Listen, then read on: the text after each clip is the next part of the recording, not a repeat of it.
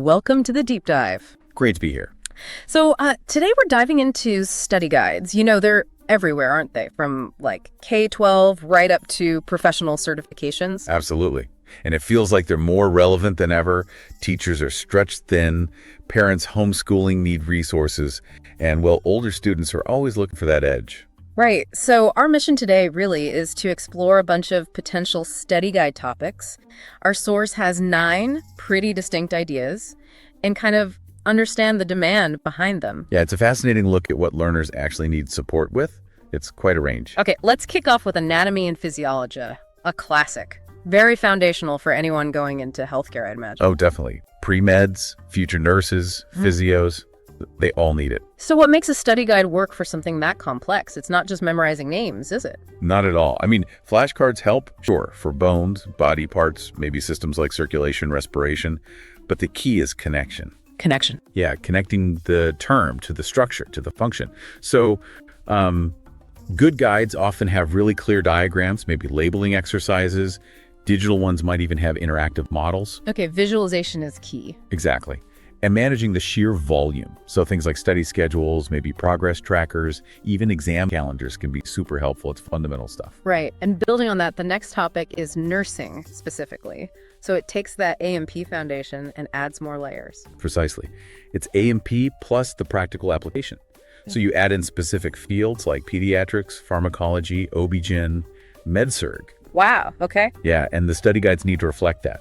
Maybe pages reviewing common diseases, think diabetes or asthma, outlining symptoms, treatments. It's about bridging that gap from theory to practice. Makes sense. Okay, let's pivot completely. The LSAT, law school admissions, high stakes. Very high stakes. Your score alongside your GPA is critical. And the source mentioned a recent change, something about hypothetical questions being removed. That's right. They got rid of the logic games section, which was a specific type of, well, hypothetical reasoning puzzle. Well, what does that mean for study guides now? It means the focus shifts even more onto the other logical reasoning sections and reading comprehension.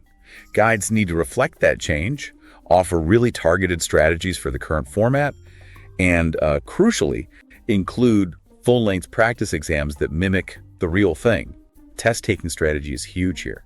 Understanding the test itself is half the battle. Pretty much, yeah. Okay, sticking with admissions tests, next up is the GMAT for business school. The source hinted there might be maybe fewer guides out there compared to the LSAT or medical stuff. That's an interesting point. It could be partly because the GMAT also changed its format fairly recently, in 2024. Oh, right. What's new there? It now has 3 sections: quantitative reasoning, verbal reasoning, and a newer one called data insights. That last one is all about interpreting data presented in various formats. So it's evolving. Exactly. And whenever a test evolves, there's often a bit of a lag while study materials catch up. So yeah, there might be an opportunity for really good, up-to-date guides covering those 3 specific sections, plus practice tests, of course. Gotcha. Now for something quite different. Studying with ADHD. This isn't subject-specific. It's about the process of studying. That's right. It tackles the executive function challenges that often come with ADHD, things like maintaining focus, organizing tasks, time management.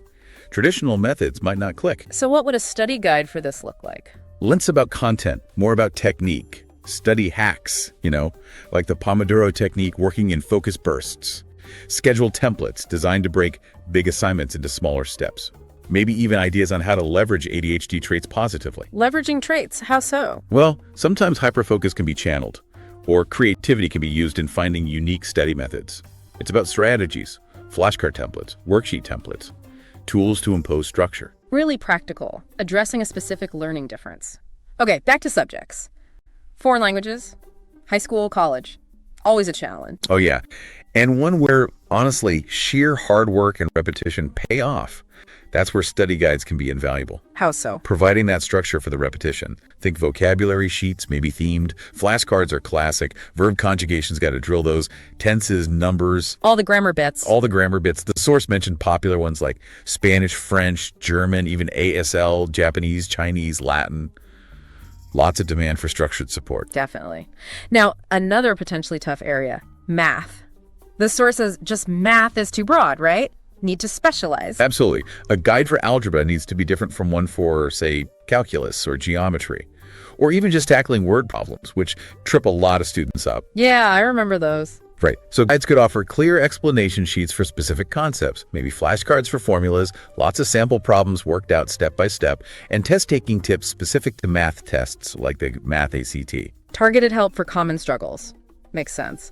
Then there's science, another huge umbrella term. Yep. So again, breaking it down, physics or physical science, biology, chemistry, maybe even more specific like organic chemistry, geology, ecology, especially for older students. And the content. Could be concept overviews like how to approach solving chemical equations, maybe help with structuring lab assignments. Sample test questions are always good. For biology, maybe labeled charts as an alternative if dissections aren't feasible or desired, making complex topics digestible. Simplifying the complex. Okay, and last one from our source, grammar and writing guides. These feel foundational. Totally foundational. It doesn't matter the subject, you need to communicate clearly. And the need changes with age, presumably. For sure. Grammar school level might be parts of speech, basic sentence structure. Junior high could be more complex grammar, starting on writing skills like essays.